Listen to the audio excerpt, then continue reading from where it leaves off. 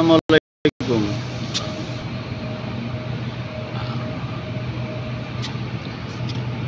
আমরা প্রবাসী, কাজের ফাঁকে ফাঁকে ভিডিও আপলোড দেই, ভিডিও করি যতটুকু পারি। আমরা ওই যে যেমন এই এক একজন বিভিন্নভাবে ভিডিওটা সাজায় বা বিভিন্নভাবে অ্যাড করে, বিভিন্ন করে না, আমরা তা পারি না। আমরা আমরা সহজ সরল মানুষ, কাজের মধ্যে ভিডিও করি। তখন কষ্ট লাগে যখন নাকি আমরা প্রবাসীরা কোনো ভিডিও আপলোড দেই, ভিউ হয় না, লাইক করে না, তখন আমাদের অনেক কষ্ট লাগে যে আমাদের কি ভালোবাসার মানুষ কেউই নাই। আজকে আপনাদের কিছু দেখাবো আমি আমার কাজ। আমি মালয়েশিয়াতে কাজ করি প্রায় 17 বছর কাজ করার পরও যখন দেখি নিজের কাছে কিছুই নেই, শূন্য,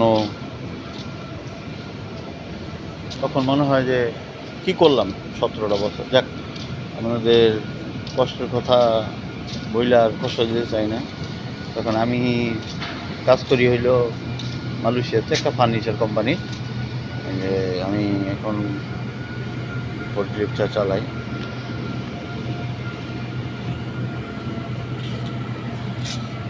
যে এই ফোর্কলিফটটা আমি চালাই আপনার দোয়ায় আল্লাহর রহমতে মালয়েশিয়া। এই ফোর্কলিফটটা আমি চালাই।